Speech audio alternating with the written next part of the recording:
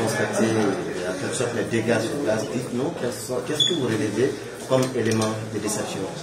D'abord, cette violence exercée contre ma personne et cette destruction opérée dans mes bureaux n'avait aucune base légale. Il y a le sentiment d'injustice qui est une source de frustration. Je suis frustré de voir mon pays sombrer dans une dictature. C'est la négation absolue du droit. Et comme je vous l'avais dit, Alpha Condé, pour faire passer l'hold-up électoral qu'il a préparé, a décidé de déclencher une campagne de violence et d'intimidation contre le vrai vainqueur de cette élection et ses partisans, bien entendu. Donc depuis mardi, ce bureau était occupé. Ils sont venus en grand nombre. Cette brigade mixte qui relève de la présidence, qui comprend des gendarmes, des policiers et des bérets rouges, ils sont venus ici, ils ont forcé le portail, ils ont forcé les portes de bureau, ils ont emporté les documents et les ordinateurs qui les intéressent. Sans aucune base légale.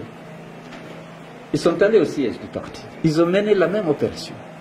Ils ont détruit tout le système de sonorisation que vous connaissez bien, puisque vous êtes là le samedi pour suivre nos assemblées générales. Et puis ici, ils sont installés, là-bas, ils se sont installés à l'intérieur du bâtiment pendant une douzaine de jours. Bon, hier, comme je l'ai dit, c'est à 21h que j'ai eu l'appel du ministre de la Sécurité, Damantan, qui me dit qu'à partir de demain, je peux accéder à mes biens. Naturellement, la question que je lui ai posée, mais pourquoi tant de haine et de violence contre moi? Et pourquoi ces expéditions punitives dans mes locaux et dans mon domicile? Et bien entendu, il n'avait pas de réponse. On en parlera plus tard, monsieur le Premier ministre. Bon, je suis peiné pour mon pays de voir qu'on fait la politique pour se battre, pas nécessairement pour être président, mais pour contribuer à l'instauration de la démocratie, de l'état de droit et de la protection des droits humains. Mais à cet égard, vous êtes d'accord avec moi, notre pays ne fait que reculer.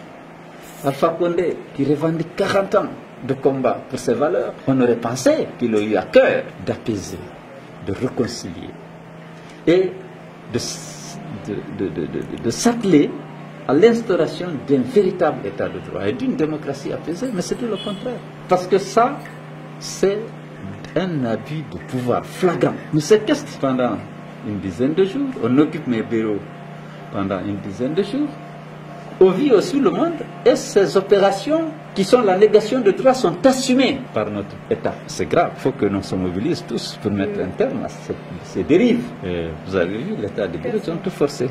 Voilà, des ordinateurs ou autres. Non, il faut que chaque occupant du bureau vienne pour déterminer ce qui a été enlevé de son bureau. Parce que tous les vice-présidents ont pratiquement leur bureau ici. Le secrétaire général du Comité national des jeunes a son bureau. Vous avez vu, il a été complètement... Combien de bureaux? Il y a beaucoup de bureaux. Il y a le vice-président Chérif Ba, le vice-président Fodé Oussou Fofana, le vice-président Ali Condé.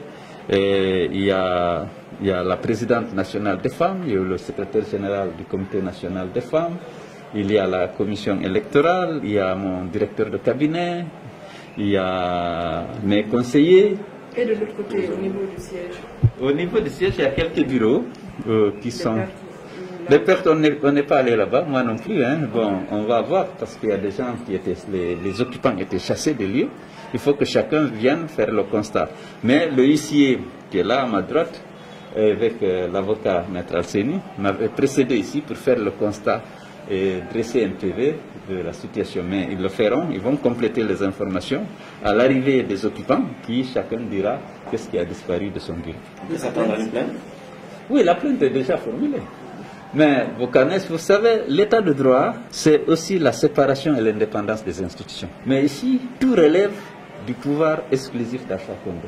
Et c'est pourquoi il n'y a pas d'état de droit. Si la justice était indépendante, elle n'aurait jamais toléré ça. Parce qu'une justice indépendante interpelle l'État. Bien sûr qu'Alpha a pris soin de ne pas mettre en place la haute cour de justice, étant donné que lui-même, ses ministres et son premier ministre jouissent du privilège de juridiction.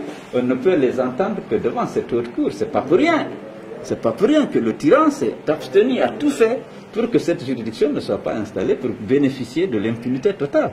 Donc à l'heure actuelle, qu'est-ce qu'on peut faire? On va se plaindre contre X, même si les agents en uniforme qui étaient là sont connus, leurs photos existent, Ils étaient là et ils assis, mais c'est le ministre de la Sécurité qui m'appelle pour me dire vous pouvez prendre possession de vos bureaux à partir de demain. Est-ce que vous avez demandé au ministre de vous restituer ce que vous avez fait? Qu'est-ce que vous... Non, il faut d'abord que j'en fasse l'inventaire. C'est la première fois que moi je viens dans mon bureau. Je n'ai pas eu le temps de faire l'inventaire de ce qui manque.